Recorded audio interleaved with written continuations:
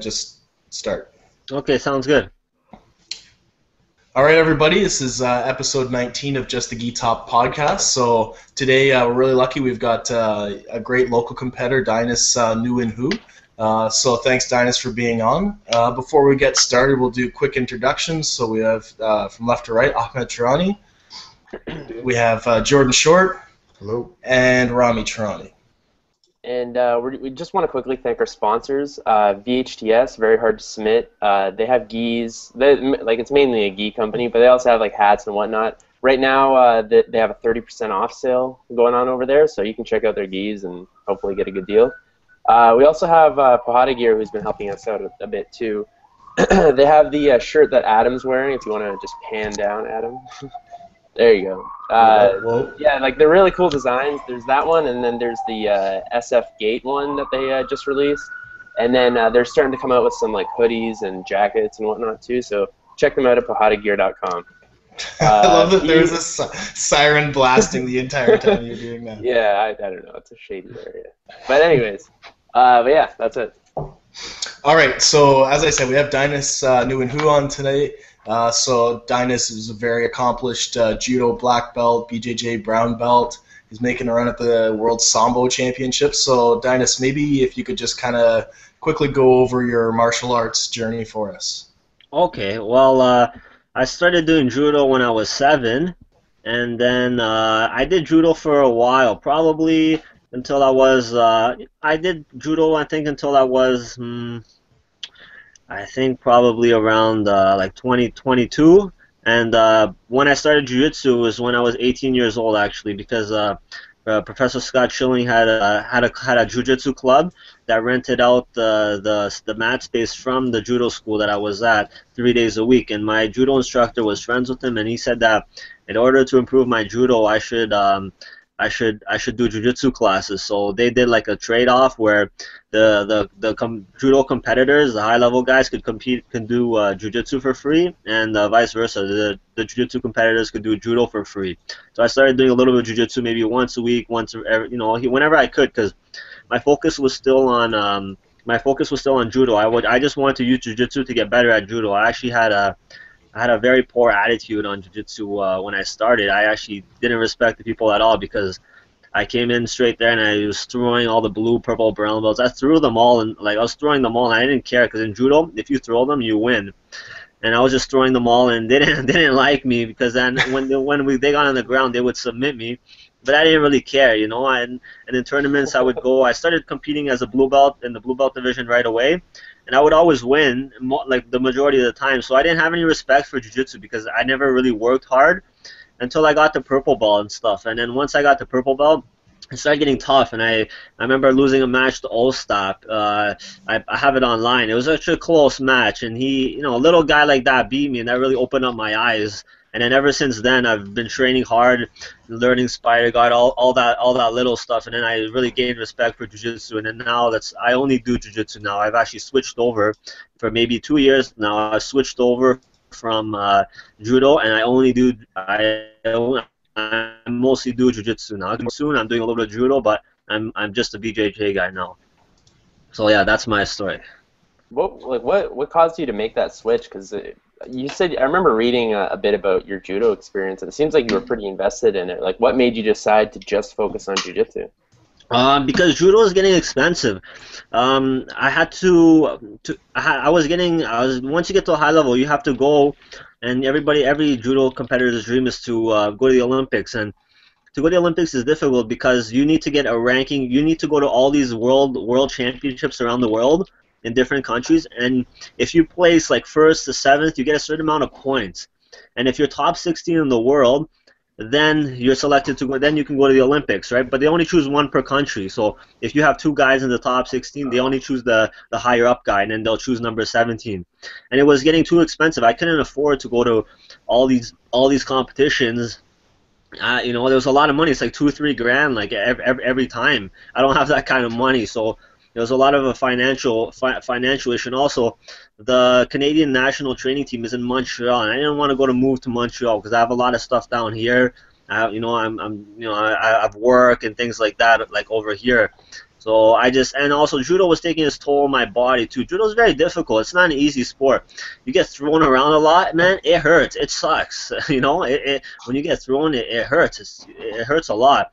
And like you do that every single day, all the time. It's, you know, some days I wake up and my back would be really, really sore, and I'm not getting thrown as much as other people in there, so I don't know how they would be taking it.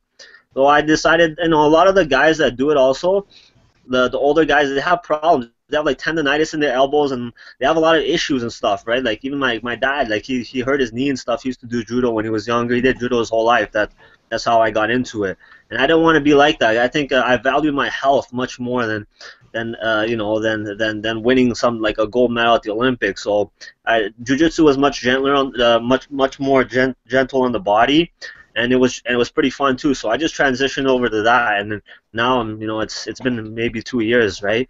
But that's the story of that. Well, you said you do. It's been 2 years now since you've actually trained judo. Would you say? Yeah. 2 years. So, like I've seen you compete many times. You never pull guard. So how do you keep your? It seems like the only time you train your judo is in tournaments. Do you? You know what? I actually pull guard. I pulled guard a few times in tournaments now. I've pulled guard against a few guys, just to switch it up a little bit. I practice a lot of guard. You know, Dan Hale has shown me a lot of cool stuff because he's a guy who's 150 pounds soaking wet, and he kicks my ass every time I roll with him. He's just a purple belt, you know. And he beats me up. So he's doing something right. So I started learning. I started going to a lot of his classes and learning, picking up a lot of stuff from him. And it's all spider guard, all that new new game. So I really appreciate that game. For the judo portion of it, you never forget the judo that you do because I've repped throws like thousands of times. You know, like that's you just rep, drill, especially at a high level. So my body never forgets that throws, and I'm still thinking about judo even though I'm in jiu-jitsu. I still think about the throws, and I'm still my judo's still getting better because I'm thinking about throws and combinations, and I try them on jiu-jitsu guys, but I'm not too worried about getting thrown by them, so I'm more relaxed, and I can really develop my judo more. Actually, believe it or not, my judo has gotten better since I started doing jiu-jitsu than it was before. Just I'm not as explosive and aggressive as you are, you know, as I would be. That's judo match is a little bit different like that. How effective would you say judo is in jiu-jitsu competitions, considering like the different stances and whatnot? Like, how is your approach for judo in jiu-jitsu?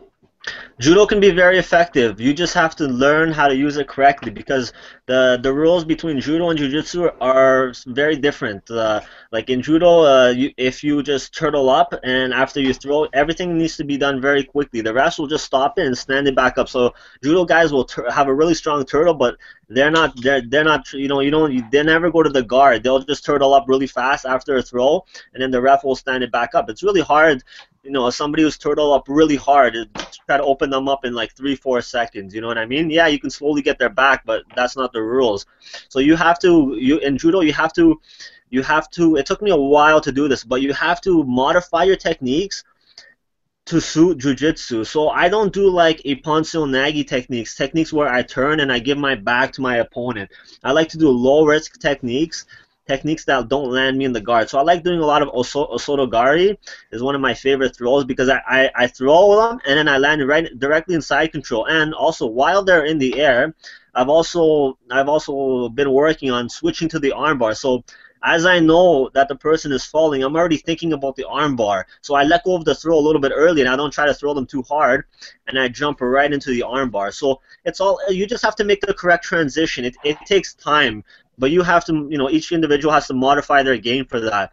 And I think actually Travis Stevens and Jimmy Pedro they just made a new DVD called The Takedown Blueprint, and I've had a look at it. It's excellent. They're the two best judo players that ever came from the United States. They're much better than I am, much more technical, and they put together a DVD. I had a look over it, and it's perfect for the jiu-jitsu guys. They talk about double lapel grips, judo for BJJ. Travis Stevens is a judo a BJJ brown belt as well. He's killing most of the guys out there too. So he's done a really good job modifying his game. So if people want to check, I would recommend that resource for sure.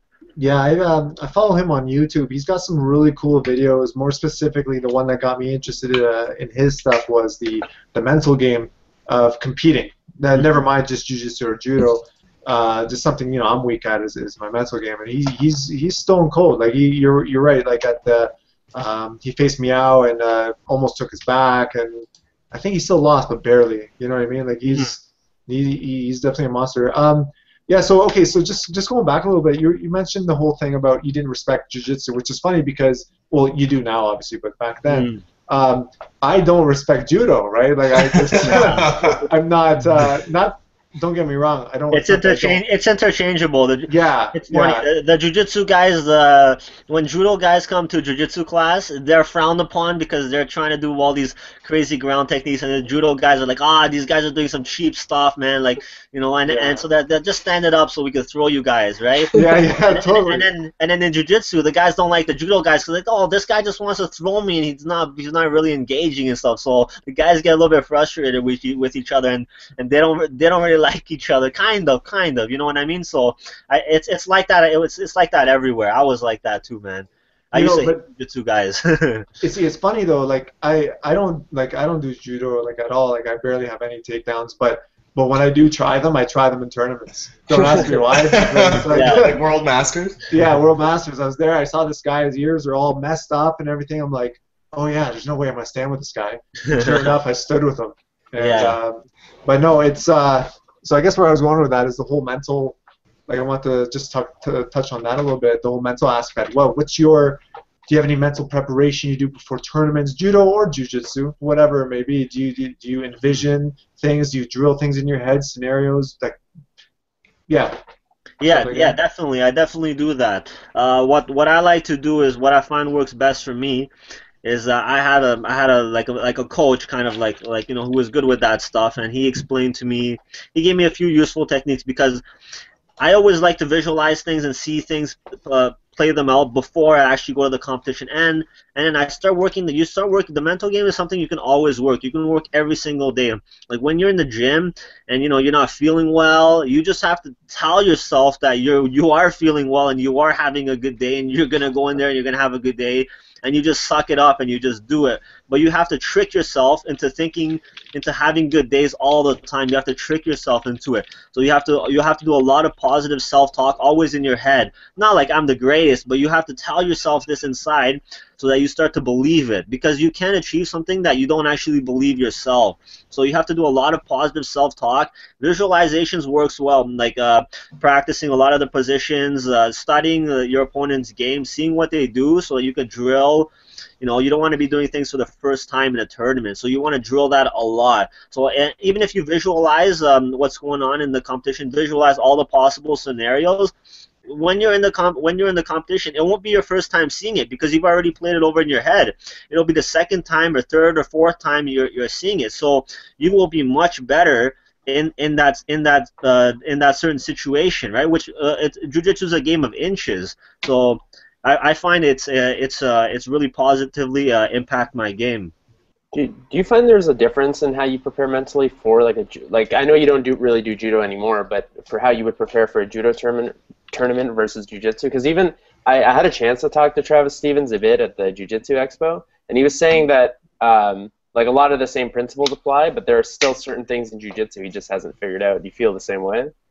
Judo is a little bit different because Jiu-jitsu, you can relax a lot during your matches. You have to stay focused, but you can relax. But in Judo, you don't have a second to relax because if you relax for a second, you're going to get thrown and the fight's over. In Jiu-jitsu, you have a little bit of leeway.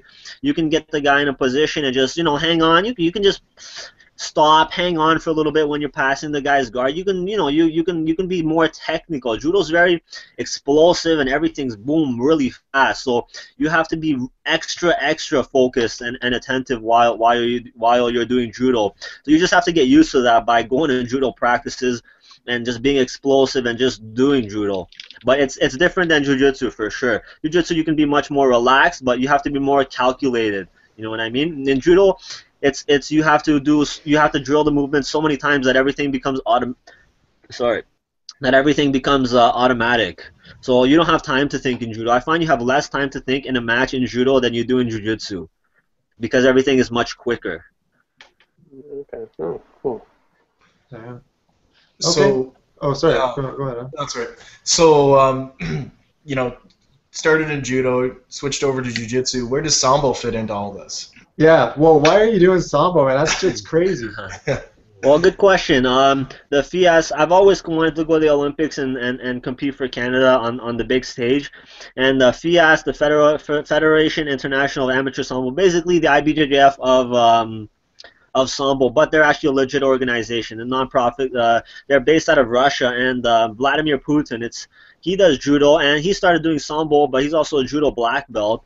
And his dream as a kid was to have Sambo in the Olympics. So he's actually part of Moscow's budget goes into FIAS, into Sambo, and he's really been pushing for Sambo to be in the next Olympics. And because of that, he's giving money to all the countries, and he's really trying to develop Sambo in all the countries around the world. And it's giving me an opportunity to go and compete. Sambo is basically it's judo, but they haven't changed judo. They've ruined judo in the last little while. They changed the rules. You can't grab the legs. You can't do this. You can't do that. They're trying to make it more exciting and less like wrestling, but they've taken away a lot of the fundamental techniques of judo. But in Sambo, you can do all of that stuff. You can do all the throws, double legs, single legs. You can grab the sleeve. You can grab the belt for as long as you want. It's still fast and explosive, and you can also do leg locks. You can do you can reap the leg. You can do for sports Sambo right now. The rules are you can do ankle locks and knee bars, but you can reap the leg. You can do anything you want, and you can do slicers, and you can do arm calf slicers and bicep slicers, and What about like neck cranks? Are you allowed to do neck cranks? I don't think so. You can't do spine locks, and you can't do twisters, spine locks, and that you can't do wrist locks either, or spine, and no chokes in sports Sambo. You can't do chokes. That's In crazy. combat Sambo, like the one that Fedor did, they have at the championships they have sports Sambo and combat Sambo. Combat Sambo, you can do everything. You can do heel hooks, kicks, toe holds. You can punch the guy. You can kick him. You can do any. It's a fight. It's basically a real fight. It's Yeah, it's you pretty can much put the it's gi pretty on, much of course. yeah with the gi. So what made you want to do that? Like, what got you interested to say that Yeah, you wanted to do the Sambo World Championships? Yeah, especially Well- just to follow up on that, especially with so many tournaments that you can maybe go to, for example, Worlds, Pan Ams, all that kind of stuff. Like, why? That's a good question. Because I like Sambo because it's judo, but they didn't take out all the rules, and I think judo is a little bit more exciting. I think we lost him for a Yeah, sec. he cut out for me. Uh-oh. Hopefully he'll come back. Okay. This does never happen. I swear this has never happened before. I have Okay. to say my favorite thing about Sambo is probably that it's just the gi top. Okay, well. Organizations because Oh, of the politics. Yeah, Dainis, sorry. We missed probably the last minute you said because you blacked out, like you were Okay. frozen. maybe Yeah, we Sorry. are. So, No worries. why do you So where like were we? Sambo? Yeah. Why do you want to compete in Sambo? And what we heard from you was it's because you like judo and you like the old rules that existed, and then that's all we heard. Oh, okay. So yeah, I like the old rules that existed for Sambo, and it's a little bit different than competing in like the IBJJF worlds because Jiu-Jitsu doesn't really have like an international Olympic committee or something like that viewing organizing their sport, sanctioning their sport. It's all privatized. It's these IBJJF is a private company that's making money, and a lot of the thing is there's a lot of political decisions involved. So you don't have all of the best players competing in it, and then all these tournaments have different rules. Like NAGA has different rules, Grapplers Quest has different rules. Every little tournament that comes up here has their own set of rules. Abu Dhabi has different rules. There's no unified set of rules. So and you're not representing your country when you're doing jiu-jitsu. You're just representing your team. When you're doing Sambo or judo, you're representing your country. Like when you go to World Championships, it's just your country you're representing. You're just Canada. Canada's just one team, everybody.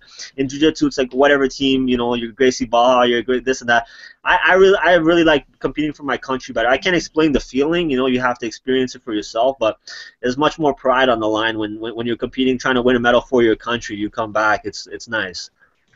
So how big would the Canadian contingent be for, like, how many, do you know how many people from Canada are going to be competing? Is there is there a qualifier at all, or is it just an open? Right now, the sambo is a new sport in Canada, and they're just developing it. So they choose, like, you send in your application, and they choose they choose the best guys for each weight class that they think will go to represent Canada well. And we've had some good guys. There are a lot of judo guys and wrestlers that I've trained with that are doing really well. One guy got second at the Pan Ams. The other guy, Adam McFadden, he won. We're sending 6 guys, I believe, and I know most of them. They're all judo guys. One guy's also a judo guy and the wrestler, and the sambo guy. He does all 3, and he's really good. So we have a really good team. But in the future, what they're working towards is building little tournaments down here. Have a national Canadian championship where people can try out, and then the winner goes to all of these tournaments. But right now, they're just growing the sport. So they're just sending the best guys right now. You know, they're just growing it. So they're gonna have tournaments, and they're gonna start having more sambo clubs. Like they're small. They're popping up a little bit here and there. Yeah, that was my other question, I guess, is how have you been training for it? Is there a sambo club you're training at, or you're just basically drilling judo? Or, you know, I know Igor, the owner of Red Star, is a sambo guy. Have you been training with him, or? Mm-hmm. Yeah, I've been training with all of them. I've been training with Igor every Sunday. I just trained with him earlier today. He gives me a lot of tips and stuff like that on what to do for sambo. Also, my judo coach, Ron Angus, he's a sambo world champion himself.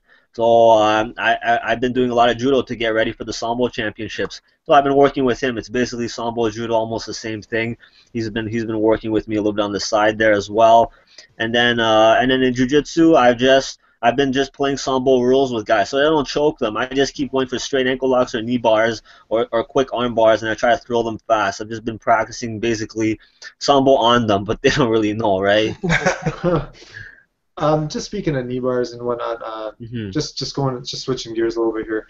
I've seen you compete, like I said earlier, like you know, very many times, and I've seen you lose a couple matches where you really shouldn't have lost, but you kind of maybe, I wouldn't say threw it, but you did some leg locks that didn't work out, toe holds, and they get up to stand on you, and that's 2 points. I've reffed a couple of your matches doing that. How has the transition been, like, from purple to brown introduction of leg locks, now especially with Sambo thrown in a picture where it's like that's like all they do. I think they learned knee bars before arm bars there. So like, how have you made that transition? I know earlier you said you're doing a lot of knee bars, no more chokes and stuff. Is there anything else? Like, are you conscious of the positions you're giving up these days in your training and whatnot? Yeah, I think the thing is in tournaments, I just, you know, I keep switching gears. So for a while, I just go out there and I have fun. Like, I don't take it too serious. I just go out there, I try to have fun, and I try to tap the guy out. And sometimes I've been told that I've been too playful and played around too much and stuff like that. My coach has given me a lot of shit about. I know the fights you're talking about and stuff. So. When I fight good guys, I play a very close game, and I play to win now because I know I lost a couple ones because I was a little bit too playful in the match. But the leg locks is something that I work a lot because I find a lot of people they don't defend their legs very well, you know. And when you start attacking their legs, they all of a sudden they don't have such a good guard anymore because they're worried about you grabbing their legs that they're not so much with they don't have they don't have such a good guard. You know what I mean? They're trying to hide their legs, so it makes it easier to pass their guard. I find it makes it much easier.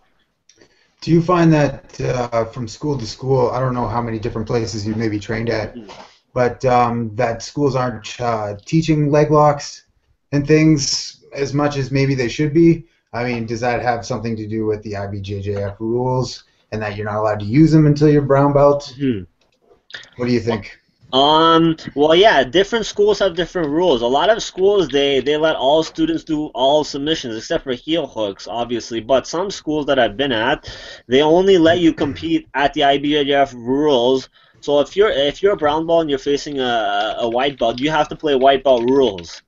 So you got to play the IBJJF rules for white belt and stuff. And I think you should be practicing all submissions, because what happens when you're a purple belt and you go straight to brown belt and you never practice a toe hold before in your life, and a guy grabs one on you, you're not gonna get the feel on how to defend or even how to do one yourself. So I think it's important to start practicing all of these submissions. Like probably when I think maybe blue belts fair to start telling people about ankle locks and what I mean, and toe holds and all that. And then white belt, you can focus on all the basics: arm bars, chokes, basic sweeps, what I mean, basic positioning.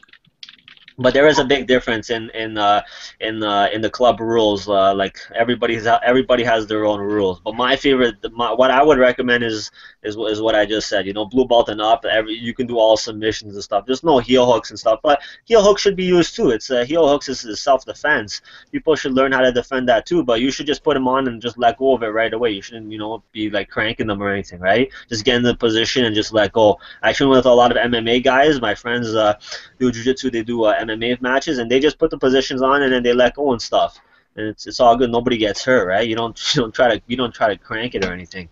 Yeah, I think we talked about this before too, where like you might be a purple belt, but maybe you're a white belt at knee bars, right? Exactly, yeah. Ahmed's just hoping to never get promoted to brown belt. He never tries to leg lock. You know what, guys? I've grown a little bit. I'm starting to try to look for them at least, or defend them better. Like, I don't know. Yeah, it's we don't learn too many knee bars, I don't think. Jordan, correct me if I'm wrong, but we don't learn them very often, right? Like we do them sometimes. Sometimes, right? So I don't really get. Well, we don't have a whole lot of like practitioners at our club that like really go to knee bars and things like that either. Mm-hmm.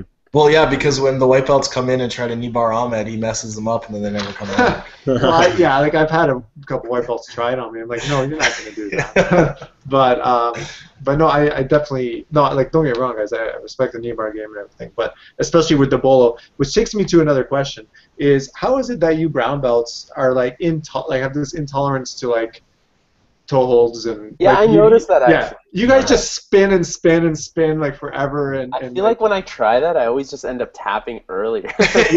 Ronnie just rolls the wrong way. Like what is it with I don't know, like maybe I'm just not learning it right, or maybe you guys are just used to it. Maybe you popped a lot of tendons or something. I don't know, but is it just like that? You're just getting more durable to them, or you shouldn't have popped a lot of tendons in your legs, because the last thing you want to do is develop tendon flexibility. You know what I mean? You don't want that. That's bad. That's a very bad thing to have. I think you just learn to defend them better, and you learn, because there's certain ways that you can flex your foot that will make it hard for somebody to finish a toe hold, and you'll get it's just getting a feel with it, because now I train with a lot of guys and they do a lot of that stuff to me too. So I get used to it, and I guess it's just about who you train with, right? Like if somebody like that you train with, they're really good at like let's say like arm bar from guard, you're gonna be really good at defending that position because you train with that one guy that does that all the time. So if somebody tries to do that to you in a tournament, you've already defended it a million times. There's no way. There's a very small chance that the guy's gonna hit that on you. It's the same thing with with training with a guy with leg locks. Like you want to train with guys that are really good at things that you're not that you're weak at defending, because you get good at defending them really quick. I'm really good at attacking ankle locks and like leg locks, toe holds. The guys that I train with, I'll get them in a lot of leg locks, and then the next week it'll be 10 times harder to get them to leg lock because they're already adapting. You know what I mean? They're already adapting to it, right? Are you naturally adapt? People aren't gonna nail you with the same technique like over and over and over again. We eventually learn, right? How to defend them. So I find it's important to practice with a lot of people that do a wide variety of techniques. I know. Cool. Hey, you guys okay if I ask a couple from YouTube? Yeah, go ahead. Yeah, that works. Okay, cool. So like Dainis, like I mentioned to you before we went on here, we have questions on YouTube, and there's a couple, some from some of our regular fans, but some from some newer people as well. So ideal scenario for your martial arts journey. Okay, so BJJ competitor, coach.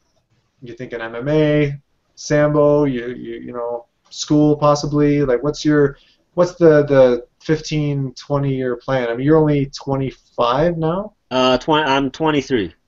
Shoot, you're only 23.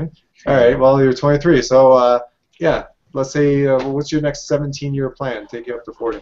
Well, right now I'd like to keep competing, and I'd like to win some gold medals for Canada at the Sambo World Championships. That's first things first. That's pretty new. That's in a week or so, and I'm gonna go to all the big Sambo competitions because I like, fighting for your country is a big thing for me. I think I really enjoy it. It's something I really want to do. I also want to do. Last year I went to the Pan Ams, my first big IBJJF tournament. I almost placed. I mean, I won my first 2 matches against 2 really good guys. They all went down to an advantage in the last 10 seconds of the match, and then I lost one. If I had won the third one, my last match, I would have been in the semifinals. I would have got at least a bronze medal. But it was a great learning experience. I want to go to Worlds and Pan Ams this year. I'll probably go to Worlds because it's a little bit expensive, and I want to win that as well. I want to win that as a brown belt, and then probably I want to open up my own school eventually down the road, maybe 5-10 years, or start teaching somewhere with one of my friends. Maybe teach 1 or 2 classes a week somewhere. Eventually, I want to do that, but right now, I just want to focus on my training. I also write articles and stuff like that. I'm opening up. I'm going to be launching a website soon. I write articles about health and fitness, and just because I've learned a lot towards my life. I used to be a very unhealthy, fat young kid when I was younger, and I transformed my whole life around thanks to right guidance of a few people. So I want to share the knowledge that I have to people so that they could just read my articles. They're free. Anybody can go read them, and I want them to take that same information that I use so that they can change their life in the same way that I've changed my life. When are you launching that site? Pretty soon, probably in the next month or so. I have it all ready. The whole website's ready. I just have to buy a domain name, and I'm working with my friend who's helping me out with that. And then we're gonna buy a domain name soon, and we're gonna launch it. I also do personal training for people and stuff like that. So I'm just I have a few clients now. I'm just building that up. Before I changed career paths so many times. First, I went to school for this, and then I switched over to that, and I finally found my passion. So it's been a crazy journey for me. Excellent. Any follow-ups, guys? Because I have more. I have some more. Yeah, go ahead. Keep going. Yeah. So the other one was this is actually an interesting one. I'd like to know this. Transitioning your takedown for nogi. So the nogi takedown game is, as far as I see, I'm by far an expert, but is a lot of singles, a lot of doubles, a lot of wrestling, essentially. Yeah. And you coming from a judo background, how have you adapted your takedown game towards, nogi jiu-jitsu? I had to learn some wrestling because in judo we stand very upright since they took out all the leg grabs, so we don't do double legs and stuff. So I wasn't used to defending that at first, but I've become accustomed to it. Now I stand in a wrestling stance when I do it, and all my throws, it's the same way, but I use underhooks and overhooks, and there's certain throws that that work easier for no-gi. I played around with it. I have like a few different money throws that I do in no-gi. They're a little bit different than the gi. The only thing is you have to modify it with instead of grabbing the lapel with your hand, you have to get an overhook or underhook, and that's it. And then you can do almost all of the same throws off of that. Okay, so you know what? Carl Parisian has a great book for that. How to modify your judo for nogi. Carl the Heat Parisian. He's got a little book, like one of those instructional books. Like Marcelo Garcia's X Guard. He has a book you can get for like $20-30. So if somebody wants to learn all the nogi stuff, he's got tons of great stuff in there. Like I would definitely recommend that one. Great resource, right? He's got tons of different techniques you can try. He's modified his game very well for no-gi. He threw a lot of, he threw around Matt Serra in the UFC and a few other guys. Do you prefer the gi or no-gi? I like them both. I like gi. I think gi's a little bit more fun. You can do you can do more tricks. I don't like no-gi because I find people can stall a lot, and if guys want to stall, they can stall a lot more. Like in closed guard, you can't break down their posture. You know what I mean? I like gi a little bit more. for sure. I think there's more things you can do, and I like gi. I don't know. I enjoy it more for sure. The another question we had was how do you so if you got somebody who's in a low stance on you, right? And how do you and again, a lot of your throws are from standing up. I guess how would you take them down? Well, give us a scenario. Let's say I'm coming up at you, and I'm like really low stance, you know, almost squatting position, walking towards you, and you know, like, and I'm not gonna pull guard. Let's say the guy's like, I don't know, he's playing some game. Like, well, what would your ideal takedown be? Break us through that. I do a lot of guillotines now because guys that like to go low, so I do a lot of guillotines. I get a head and an arm, and then I pull them down, and then I run, and then I just sprawl out, and I run to the back. I do that a lot, and if I can't get that, I like to get one underhook, and then my other hand, I'll get an overhook. I'll go over their arm. It's almost like we each have one underhook, and you know what I mean, like we each have one one underhook on each other. Then the arm, like this arm where his arm is under me, I like to get a body lock and then hook with my leg that's with my arm that the same side that my arm is going over his other arm. I know it sounds a little bit weird, but it's probably hard to picture that. I actually have a highlight reel soon. I've done this throw a lot, so you guys will get to see it. It's that's one of my favorite throws that I do no gi. It's not really one. I never do that throw in gi either. Is it like an outside trip? Yeah, it's a kosoto gari. So I'm using my left leg to trip his right foot, and I'm going on the outside for sure. Yeah. Oh, okay. When you get that highlight, make sure to send it over to us, and we'll post it on the Facebook page as well. Oh, okay, cool. Yeah, I'll let you guys know. I have all the footage ready. My sister has some more of my footage in Montreal on her computer, so I have to get that. I have a lot of footage. It's gonna be a pretty long one. Okay. Cool. Well, it's I noticed Scott Schilling, your professor, he's got a pretty kick-ass highlight reel. Yeah, he does. Yeah. Like some hardcore stuff. Like he was a beast like back then. I'm not sure so much if he's not competing anymore now, is he? Does he do? No, he hasn't competed in a while. He just teaches now. Okay, all right, that's cool. Yeah, he's definitely got a very aggressive style of jiu-jitsu. Oh yeah, like I'm looking. I mean, back in those days, I mean, it looked rough. Like he was neck cranking guys all over the place and stuff. It was it was pretty awesome. Yeah. So one thing, some of our people who listen, they don't know, but there's a lot of we do a lot of super fights in this area. So we have like. You know, Dainis, you've been a part of a lot of them and whatnot. So it's an opportunity for good guys to face off against each other who might not regularly face off in, say, a tournament scenario. Yeah.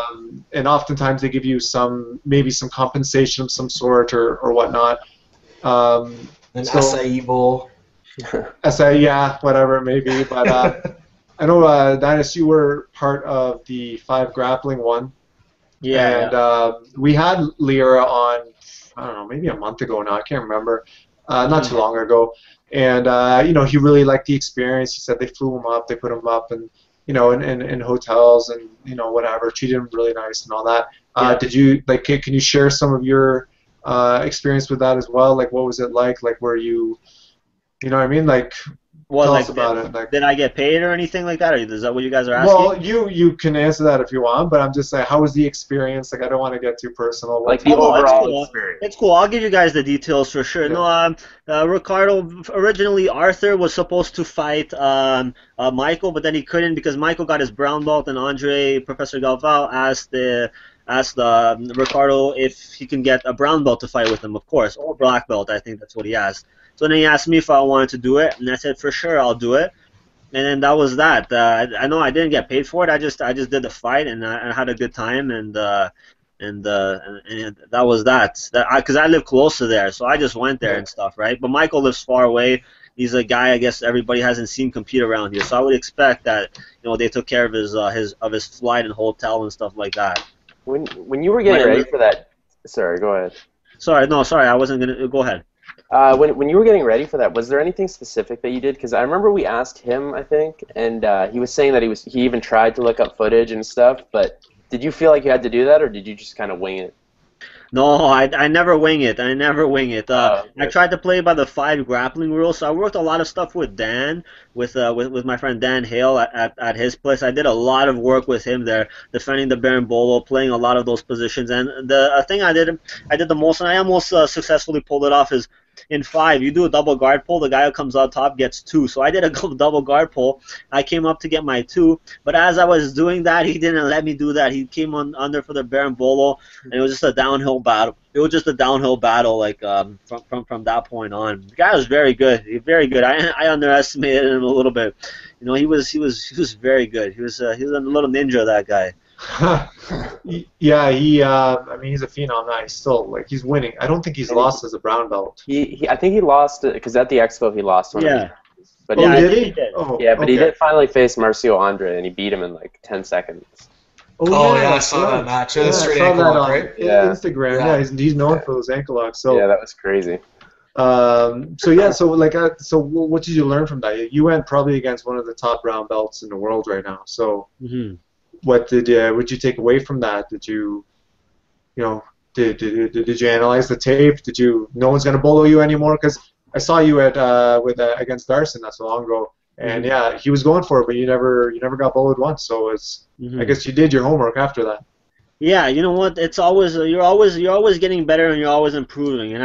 And I just started taking jiu-jitsu seriously maybe about 2 years ago. So all of this stuff is very new to me because some of at a lot of the places that I train at, they don't do all that new. They don't do that berimbolo. Nobody plays that game. So it was a new game to me. I've been playing it for maybe a couple months, maybe 4, 5, 6 months, just seeing it for the first time, and I've just been getting better and better at defending it. I work a lot of stuff with Dan. He helps me out a lot with it. And I've just been, it's just a work in progress. And from the fight, of course, I could have done some things better. So I looked over it, and I just kept working on Dan had a look at the tape, and he gave me a couple pointers. But I'm always working, regardless of a tournament. I'm always trying to get better, and I'm always trying to do little things. Whether somebody catches me something in class, oh, how did you do that? Can you like I'll ask somebody, what's the defense for that? How can I get out of that next time? So I'm always trying to improve something every single class. So I think that was that. So he got me in that point in my journey. I'm a lot better now than I was then. I'm always trying to get better, always trying to improve, regardless of the tournaments or any of that stuff. Very good. Go ahead, Ahmed. No, well, I was just gonna touch back about super fights again. I was gonna see if there's anybody he'd like to face. Does he have anyone in his mind? International or local or whatever it may be. Maybe you want to meet them in the pants or not even whatever. not even super fights. Or some dream match. Just who would you like to face? Who would be an honor to face? Besides besides Adam Cousins or something like that. Oh, nice. I'd like to fight Jordan Schultz because we had a very close fight at the Grapplers Quest Worlds and in the finals, and he beat me. And I almost threw him right into an arm lock at the beginning. He barely got out of that one. I definitely like another match with him because I was very nervous for that match. And I've been waiting around like 8 hours before I got to fight for that one. I definitely like he's a very, very game competitor also. So I definitely like to have another go at him. I like to get a match with all the good guys. No disrespect, but I just want to fight the best guys there that are out there. I want to fight. I see Johnny's doing very well. I've never got a chance to go against him. I just want to test myself out against all of these guys. He's probably a great competitor. He's a little bit smaller than me. David Aguzzi is a pretty good competitor. I'd definitely like to get him a match in with him. That would be excellent, And I just want to fight the best guys. I want to fight new guys, the best guys, and that's that. That's it. I like a challenge, I don't want a match that I think I'm gonna win. I want a match that's gonna be, it could go either way. That I don't know what's gonna happen. I'm gonna have to train hard, but. You never know, right? You want to fight the best guys. I want to fight the best guys. Actually, I remember like you were saying you did that one throw and it's like your favorite throw and it lands in an armbar. I actually remember I bought the stream for Pans, I think, Yeah. And then I was like, oh, it's Ben Henderson's division. I'm just going to watch it. And the next thing I know, I see you coming in, and I think you won your first 3 fights or something. And yeah, I Yeah, think you I started won every my match first 2 that way. matches. Yeah. Oh, okay. Yeah. But every match started with that throw, I think, too. Yeah, my second match, I did that throw 4 or 5 times straight into the armbar. But the guy I fought, Morris Ayala, who's actually really good. If you look him up, he just fought Keenan. He gave Keenan a run for his money at the Abu Dhabi trials. He's a black belt now. Oh, And yeah. he was a really strong guy. He kept getting out of it. Every time I threw him and I went for the armbar, he would get out of it. So I wouldn't even get any points. He was so strong. He would just scramble to get on top and stuff. But I've learned my lesson. I can't always go for the armbar on good guys. It's kind of risky. I should just take my 2 points and just and work from the top position. I get a little bit greedy sometimes and I go for it. Yeah, I remember when I watched it, I'm like, damn, he wants to win every match in like 2 seconds. Yeah. It does That look was the pretty idea. nice. It looks pretty nice if you can finish that way, though. Yeah, but guys watch you they watch your tape. You're not gonna be able to pull that off on guys. So I give guys, like really good guys now. I've matured in my game that I don't go for too much crazy stuff anymore unless I'm losing. I try to play a little bit more intelligent. Before I was a little bit rash, just going for a lot of crazy stuff. But now I've really slowed it down and play like a slow, methodical, technical game. I respect that. That's good. Adam, I was just gonna actually, I just one last question just through YouTube, and then we can probably wrap it up. Yep. So Dainis, just in regard, it's off YouTube. How do you learn new techniques? So do you go through videos, books? Is it just classes? There's so much material out there, so wondering what you do. Like, does your professor bring new things to the table? Because the game is changing, pretty fast right now. So what do you do? Do you tape guy? You instructional guy? What do you do? I do all of the above. I train at a lot of different places with a lot of different training partners, and I go to as many open mats as I can.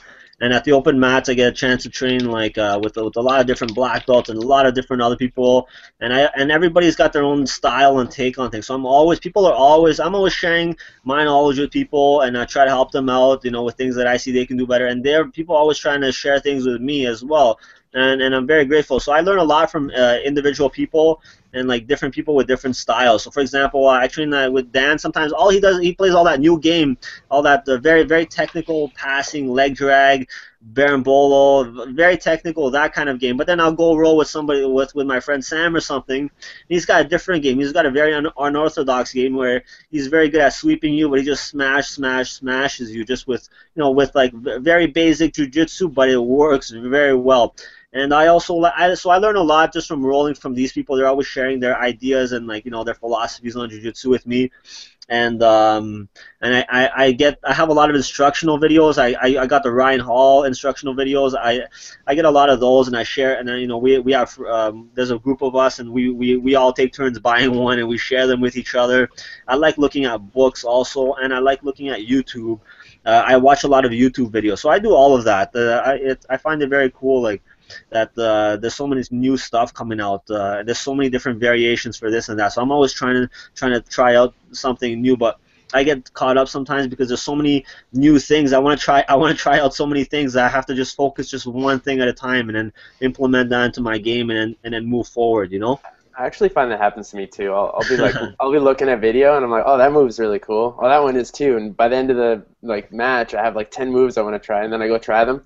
Nothing works, and then I go anyway.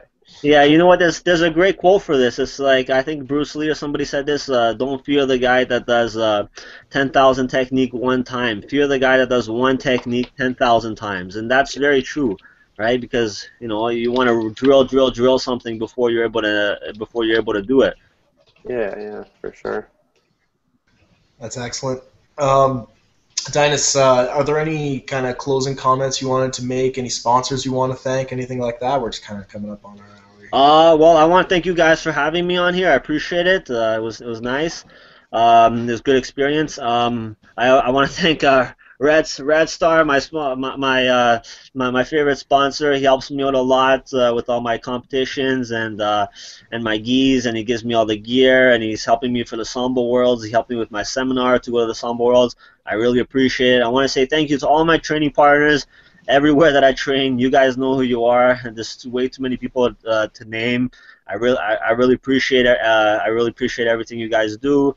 Thank you to you guys, for making a cool podcast and just helping jiu-jitsu grow in the Ontario community. We have a really great community, and it's nice to have like more people doing more things. People involved down here. It's really nice. And I'm sure I'm missing people. Thank you to all my professors, my teachers, everybody that's helping me out. And yeah, that's about it. Awesome. It's amazing, man. No, thanks for coming on. Thank you guys. I appreciate it. Yeah, you totally answered all the questions, bang on everything, and no, that was great. So I guess that's it. I think that's a wrap, guys.